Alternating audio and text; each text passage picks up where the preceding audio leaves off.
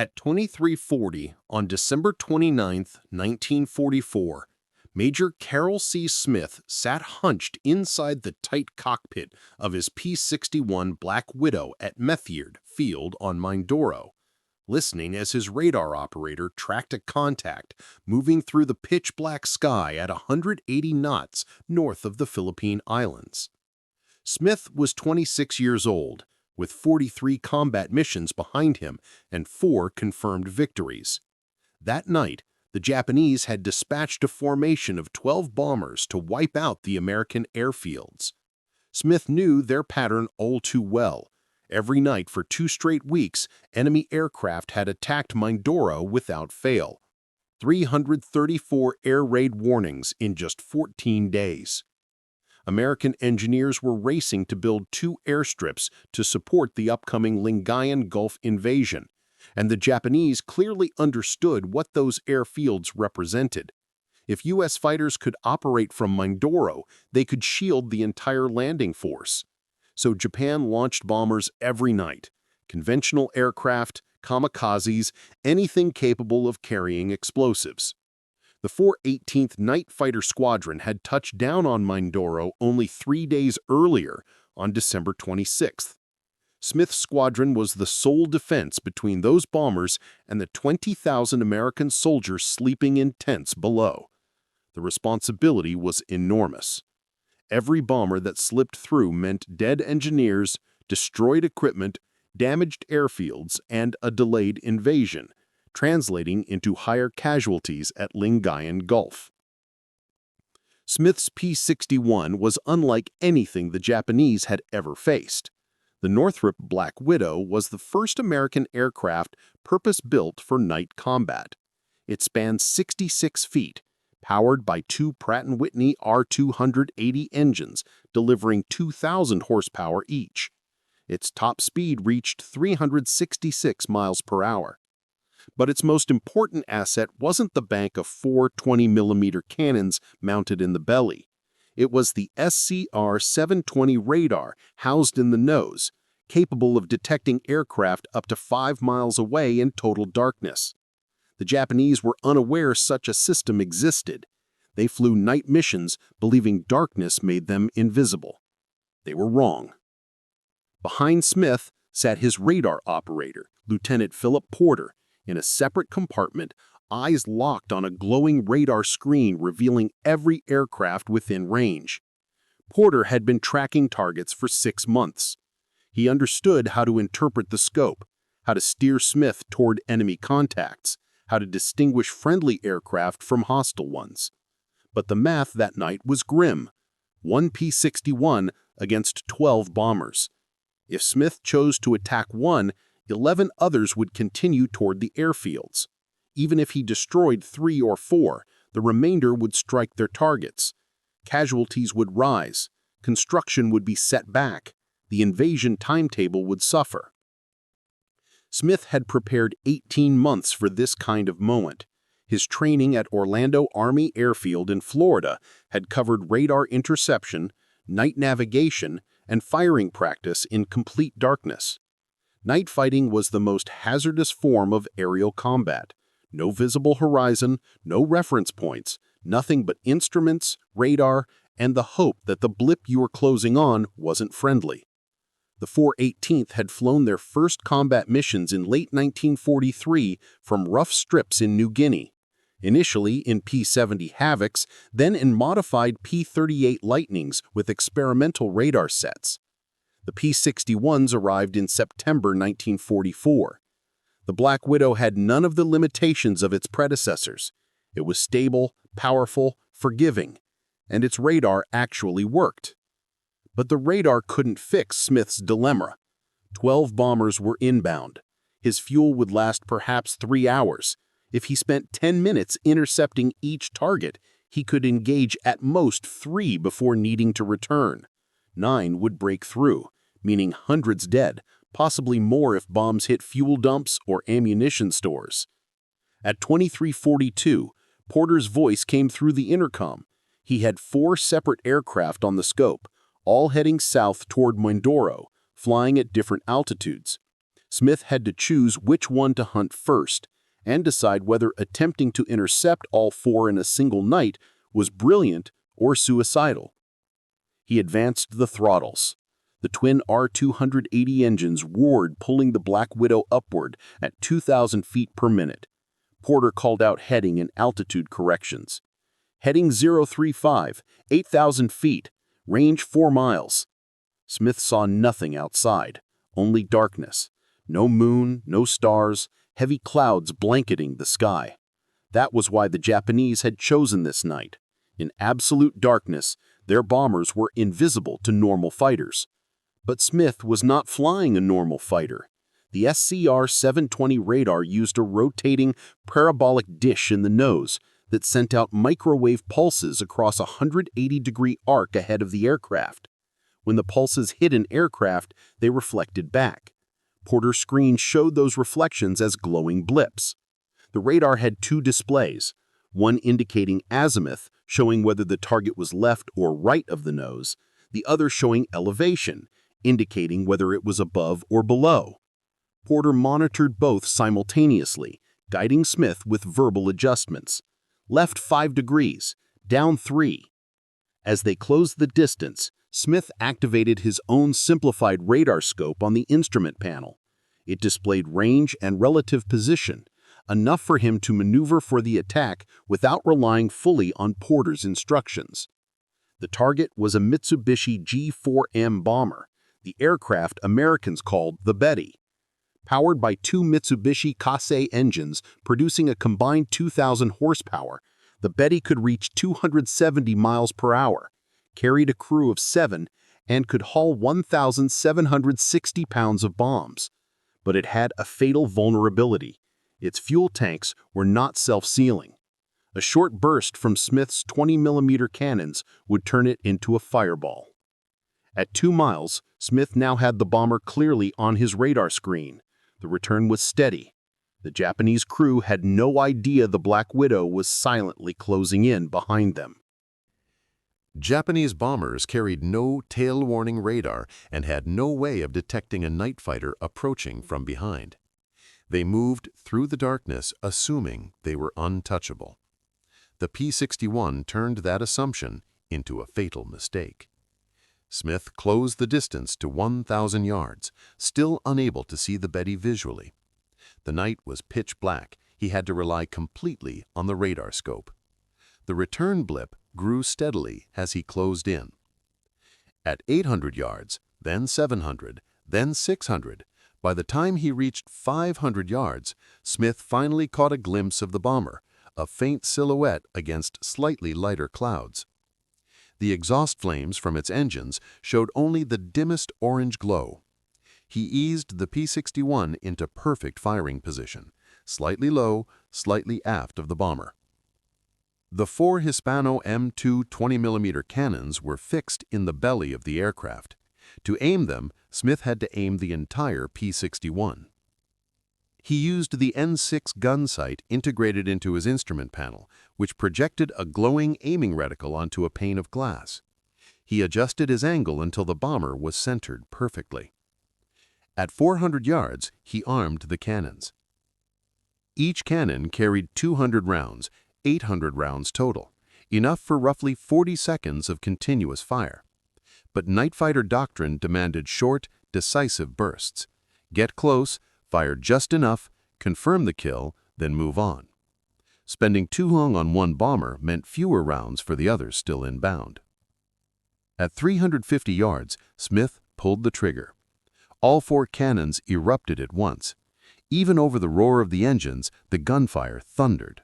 High-explosive 20mm rounds streaked toward the target at 2,800 feet per second, glowing like bright red tracers cutting across the night. Smith fired a controlled 2-second burst, 12 rounds per cannon, 48 total. The Betty's right wing detonated instantly. Fuel ignited into a fireball. The bomber rolled sharply to the right, plunging into a steep dive. Smith watched it tumble downward, flames illuminating the cloud base. It hit the water 8 miles north of Mindoro at 23:57. 1 bomber destroyed, 11 still out there. and his fuel gauge already showed a 15% drop. Porter still had 3 contacts on the radar, all heading toward Mindoro. Spread out across miles of empty night sky, Smith had exactly 112 minutes of fuel left. At 0014 on December 30th, Porter picked up the second bomber. "Heading 180, altitude 6,000, range 6 miles. Smith banked south and descended, but geometry worked against him. The second target was 23 miles from the first shootdown. At a 280-mile-per-hour cruise, it would take 5 minutes to close the distance, 5 minutes in which the bomber was flying straight toward the American airfields. Smith shoved the throttles forward, pushing the Black Widow to 320 miles per hour. At that power setting, the R-2800 engines burned fuel at a terrifying rate. Every minute at full power cost him 3 minutes of endurance. But if he didn't intercept quickly, the bomber would enter the flak zone. Anti-aircraft gunners might shoot it down, or it might drop its bombs first. Either outcome meant Smith had failed to stop it in time. Night interception demanded near-perfect coordination. Even with radar, the Pacific sky was vast. Many missions ended without a single visual contact. Finding 4 bombers in one night bordered on impossible. Since arriving in the theater, the 418th Night Fighter Squadron had tallied only 18 kills in 14 months. Smith already had 4. Adding another 4 in a single mission would make him the top American night fighter ace of the entire war. But none of that mattered to him. What mattered was stopping the bombers before they reached the troops below.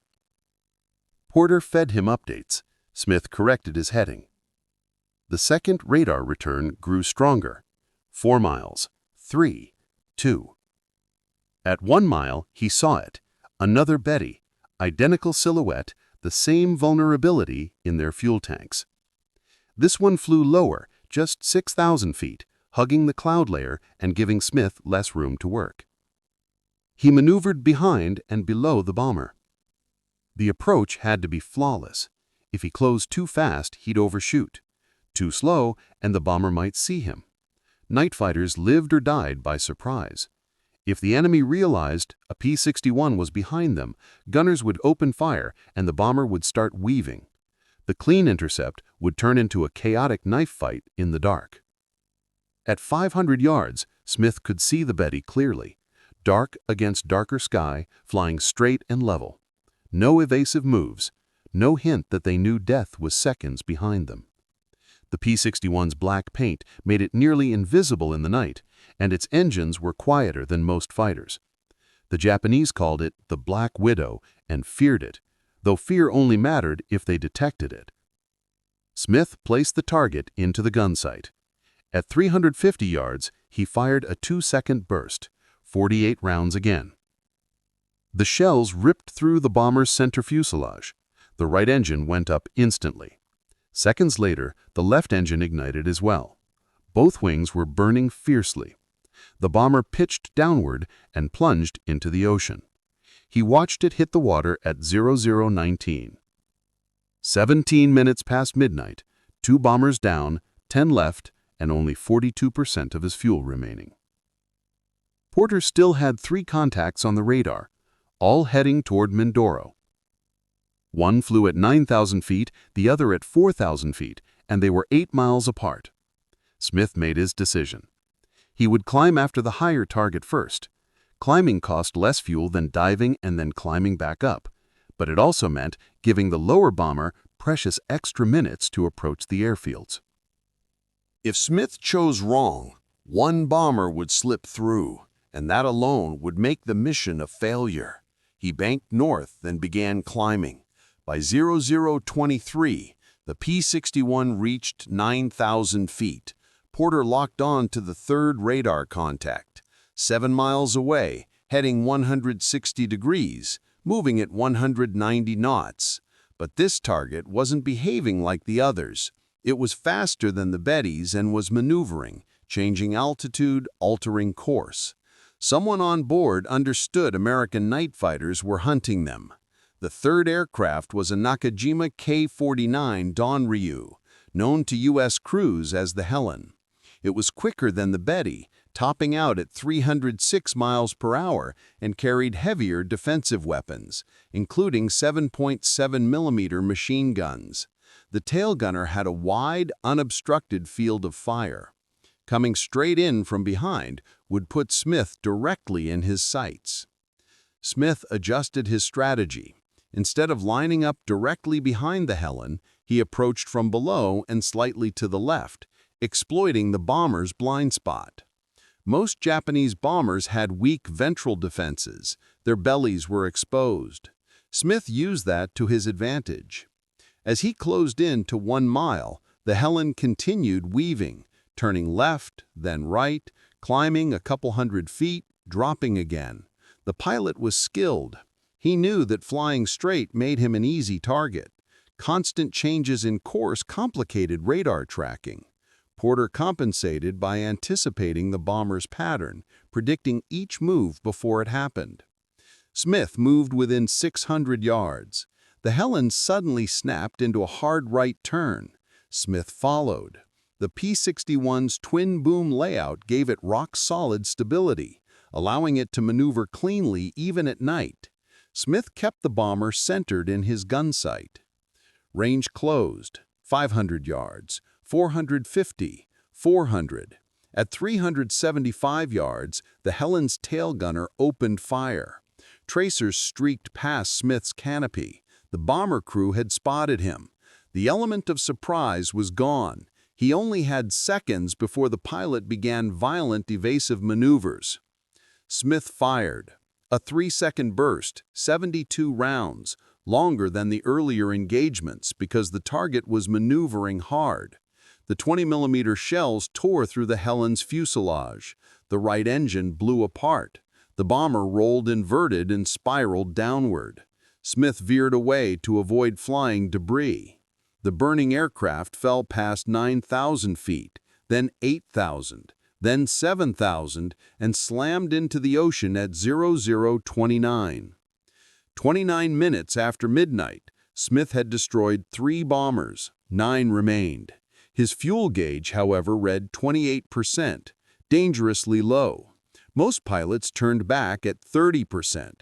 Below that, any delay or miscalculation meant ditching in total darkness. Running out of fuel over the ocean at night was a death sentence.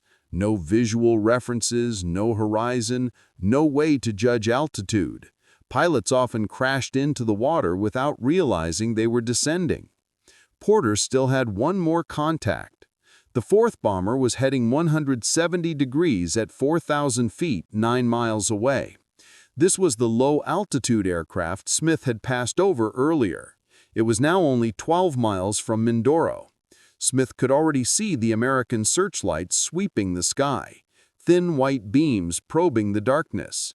Anti-aircraft den crews were waiting, fingers hovering over triggers. Smith dove toward the 4th target.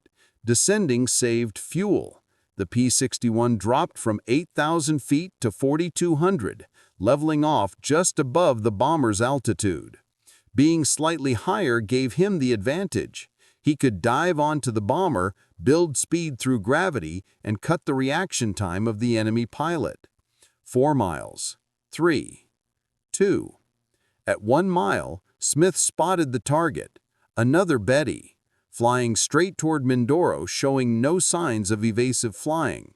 Either the pilot didn't know American night fighters were present, or he didn't care. Many Japanese bomber crews accepted death if it meant completing their mission. Smith slid into firing position at 350 yards. He checked his ammunition counter. 512 rounds left. Enough for 3 attacks, maybe 4 if he was extremely careful. But this was his 4th target. Every round mattered now.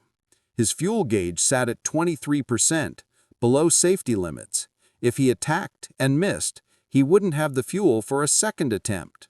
1 chance, 1 burst. Then he would have to break off and return to base, whether the bomber lived or died. At 0034, Smith fired. A 2-second burst, 48 shells. The rounds smashed into the Betty's fuselage. The port wing tore away. Fuel tanks ruptured. Flames ripped across what was left of the wing. The bomber rolled to the left and plunged into the sea. It hit the water at 0035. 4 bombers destroyed in 55 minutes. Smith turned toward Mindoro. Fuel, 21%. The calculation was simple. McGuire Field lay 18 miles south. The P-61 burned about 100 gallons per hour at cruise. He had roughly 60 gallons left, enough for about 36 minutes of flight. Plenty unless something unexpected happened. Porter scanned the radar. No more contacts. The remaining 8 Japanese bombers had turned back. Whether they sensed Smith's attacks or lost their nerve didn't matter. The mission was successful. 4 kills, 0 American casualties. The airfields remained untouched. Construction crews could work through the night. The Lingayen Gulf invasion schedule stayed on track. But Smith's night wasn't done. At 0042, Porter picked up a new contact heading north, 7,000 feet, 4 miles away. Smith checked his position, 12 miles from McGuire Field. Fuel, 19%. The unidentified aircraft was flying between him and home. If it was a Japanese bomber, it was heading straight for the airfields Smith had just defended. Intercepting it would burn precious fuel, possibly too much to make it home. But the alternative was worse, letting an enemy bomber slip through. Smith had shot down 4 aircraft already. If one got through now and killed American personnel, everything he'd done would be overshadowed. Numbers didn't matter if someone died because he chose to save himself. Smith turned toward the contact. Porter fed him headings. The range closed quickly. 3 miles. 2. 1. At 800 yards, Smith saw it.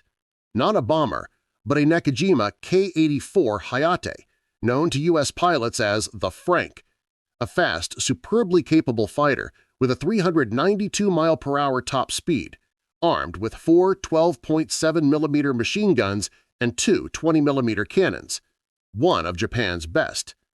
Faster than the P-61, more agile, better climb rate. In daylight, a skilled Frank pilot would outclass a Black Widow easily. But this wasn't daylight, and the Frank pilot had no radar. He was effectively blind, trying to spot American planes in a night so dark that visual flying was nearly impossible. Smith had one advantage. The Frank had no idea he was there.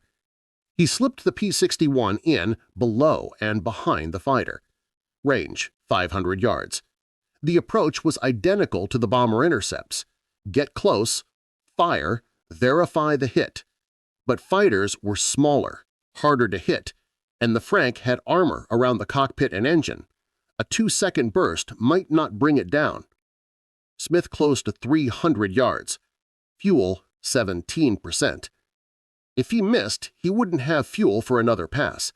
He would have to break off immediately and pray he had enough gasoline left to reach McGuire Field. Missing also meant the Frank would realize night fighters were operating nearby, and future missions would become far more difficult. Smith placed the fighter squarely in his gun sight. Smith's finger hovered over the trigger. The calculation was brutally simple. Firing on the fighter would drop his fuel down to roughly 15%, below the safe minimum, but letting it go meant risking American lives on the ground. The P-61's engines droned steadily as it held 320 miles per hour. The Frank continued flying straight and level, completely unaware it was being stalked. At 0045, Smith made his decision.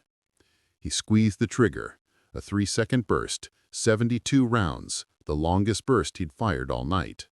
The shells ripped through the Frank's tail and engine cowling. Flames erupted immediately. Thick black smoke streamed from the fighter as it rolled to the right and nosed downward. Smith watched it plummet through 7,000 feet, 6,000, 5,000. The fire intensified. At 3,000 feet, the Japanese pilot bailed out. Smith saw the parachute bloom open, a pale shape against the darkness. The Frank smashed into the ocean at 0046. Smith checked his fuel, 15%. The engagement had burned more fuel than he'd hoped. McGuire Field lay 11 miles to the south. At normal cruise consumption, Smith had about 22 minutes of flight time left, enough to reach the airfield with the barest reserve. But any headwind, any wrong turn, any hesitation could leave him with empty tanks before touchdown. Porter used the radar to guide him toward Mindoro. The island appeared as a large bright mass on the scope. McGuire Field sat on the southwestern shore. The airstrip had been open only 4 days. Minimal lighting, no instrument landing aids. Pilots flying at night relied on a single line of kerosene lamps to mark the runway. From 5 miles out, those lamps looked like faint yellow dots, easy to lose in the darkness. Smith dropped to 2,000 feet. Fuel, 13%. The P-61 carried 646 gallons total. 13% meant only 84 gallons remained. At cruise settings, that gave him roughly 18 minutes in the air. The airfield was 8 miles away, about 1.7 minutes of flight at 280 miles per hour. Enough. Barely. At 0052, Smith spotted the runway lights, 12 dim lamps in a straight row. The strip was 5,000 feet long, made of crushed coral. Engineers had finished it on December 26th, the same day the 418th Night Fighter Squadron arrived. The runway was long enough for a P-61, but lacked every safety feature of a permanent airbase. No overrun zone, no arresting gear. A misjudged landing, too fast or too slow, would send the aircraft off the runway. At night, with almost no illumination, any mistake could be fatal. Smith entered the landing pattern at 1,000 feet. Fuel, 11%, or 57 gallons. The P-61 burned fuel more quickly during landing, changing power settings, maneuvering, turning. Each engine adjustment consumed precious fuel. Smith estimated he had around 12 minutes left, enough to land unless something unexpected happened. At 0055, something did. The runway lights went out. All 12 lamps vanished at once. Total blackness. Smith was 3 miles from the runway at 800 feet, doing 140 knots. Without those lights, he had no visual cues for altitude or position. The P-61 would slam into the ground before he even realized he was too low. Porter recommended using the radar altimeter. The device measured height above ground by bouncing radio waves downward, accurate to within about 50 feet. He could inch downward using only instruments in dead reckoning. When the altimeter hit 0, he'd be on the ground. It was a terrifying method. A tiny navigation error meant he'd land off the runway, into jungle, coral, trees, or construction equipment. Fuel, 9%. Only 46 gallons left. About 8 minutes. Not enough to divert anywhere else. Tacloban on Leyte was the next closest field, 90 miles northeast. He'd run out of fuel long before reaching it. Smith had only one choice: land at McGuire Field in total darkness, or ditch in the ocean and pray for rescue. The choice wasn't really a choice at all. He had survived 4 bomber engagements, destroyed 5 enemy aircraft in 55 minutes, the highest single-night total of any American night fighter pilot in the Pacific. He had protected thousands of men on the ground and ensured the Lingayen Gulf invasion could proceed on schedule. To die now because the runway lights failed would make the entire effort meaningless. Smith turned toward where he believed the runway lay. Altitude, 600 feet. Fuel, 9%. The void below was absolute. He descended to 400 feet. The radar altimeter read 380 feet above the surface. He reduced speed to 120 knots. The P-61 stalled at 95 knots with flaps fully extended. That gave him a margin of only 25 knots, barely enough to stay airborne, but descending slower would consume too much fuel. The math was merciless. Porter monitored the radar. The island's coastline showed clearly. McGuire Field sat about 1 mile inland from the beach. Smith used his compass heading. The runway ran north-south. He approached from the north, flying at 180 degrees. If his navigation was precise, the runway would be straight ahead. If not, he'd land in forest or construction zones. At 0058, Smith lowered the landing gear. 3 green lights glowed. Gear down and locked. The P-61's rugged landing gear could handle rough fields, but landing without being able to see meant he had no way to gauge his touchdown point. A heavy impact could collapse the gear, flipping the aircraft. At 120 knots, neither he nor Porter would survive. Fuel, 7%. Only 36 gallons. 5 minutes of flight left. Smith dropped the flaps to full. Airspeed slipped to 110 knots. The descent rate increased to 300 feet per minute. Radar altimeter, 250 feet, 200 feet, 150 feet. Still no ground visible, no horizon, nothing but darkness and faith in the instruments. At 100 feet, he pulled back the power slightly. The P-61 sank faster. 400 feet per minute, risky, but he needed to reach the runway before fuel ran out. 75 feet, 50 feet, 25 feet. Smith braced for impact, hands tight on the yoke, feet ready on the rudder pedals. The main wheels hit crushed coral at 0059. The jolt rattled the entire airframe, but the gear held. 3 seconds later, the nose wheel touched down. Smith applied the brakes hard. The P-61 slowed. 100 knots, 80 knots, 60 knots, 40 knots. At 20 knots, he let it roll to a stop. He had no idea where he was on the runway. Fuel, 6%. Only 29 gallons, 3 minutes left. Ground crew ran out with flashlights, guiding the Black Widow to the parking area. The engines shut down at 1:03, 1 hour and 3 minutes after takeoff. Smith climbed out. His legs were stiff. His hands trembled, not from fear, but exhaustion. 5 interceptions, 5 kills, 1 landing in total darkness, all within 63 minutes of continuous combat. Porter emerged from the radar compartment. He had tracked 5 targets flawlessly, guided every intercept, and maintained radar contact throughout the engagement.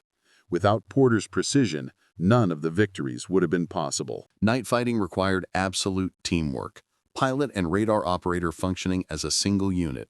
The ground crew inspected the P-61 and found no damage. All 4 cannons had operated flawlessly. Smith had fired 408 rounds during the mission. He had launched with 800 rounds and landed with 392 still aboard. Enough ammunition for 2 more engagements, but not even a drop of fuel to chase additional targets. Intelligence officers arrived at 01:15, eager for details: times, altitudes, locations, aircraft types. Smith provided everything from memory.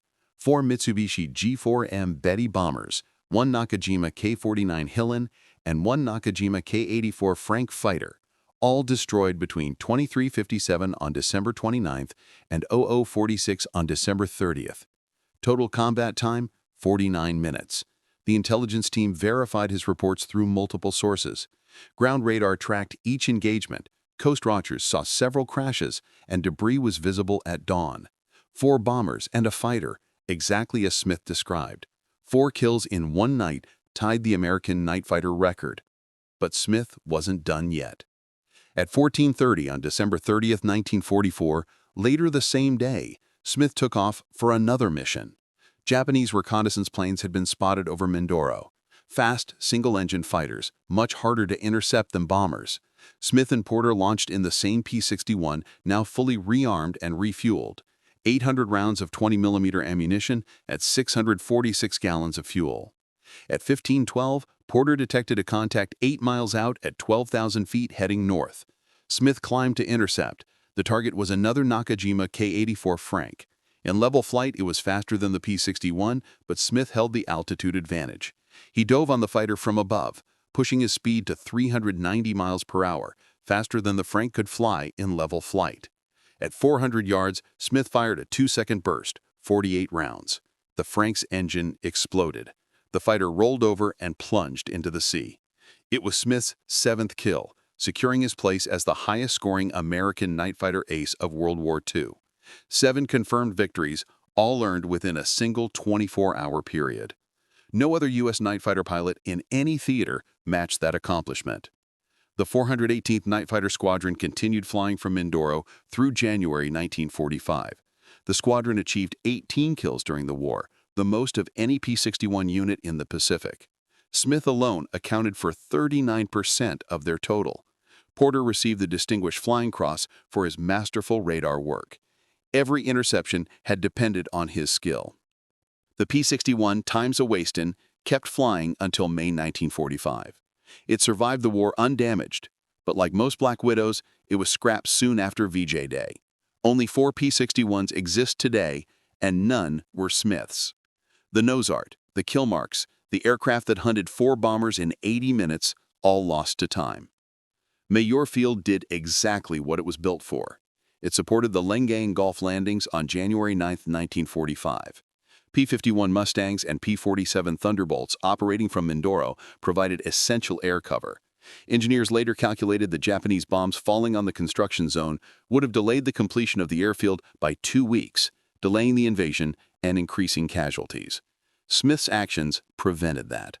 Smith survived the war. He returned to the United States in February 1946, left the military, became a civilian, and never sought attention. He never wrote a memoir. The only record of his achievement exists in military archives, combat reports, intelligence summaries, and the stark paperwork of confirmed kills. The P-61 Black Widow proved what night fighters were truly capable of. 700 were built, serving in every theater: Europe, the Pacific, China, Burma, India, the Mediterranean. From 1944 to 1945, the aircraft dominated nighttime skies. After the war, it was redesignated the F-61, serving until 1954 before being replaced by jet-powered night fighters. But in December 1944, over Mindoro, the Black Widow was the most advanced night fighter on the planet, and Major Carroll Smith was its finest pilot. If this story moved you the way it moved us, please hit the like button. Every like helps the story reach more people. Subscribe and turn on notifications. We're bringing forgotten history out of the archives every day. These are the stories of real pilots, real courage, real human beings. Drop a comment and tell us where you're watching from: the US, the UK, Canada, Australia. Our community spans the globe. You're not just a viewer, you're helping to keep these memories alive. Let us know your location. Tell us if someone in your family served. Thank you for watching, and thank you for helping ensure Major Carroll Smith is never forgotten. These men deserve to be remembered, and you're part of preserving their legacy.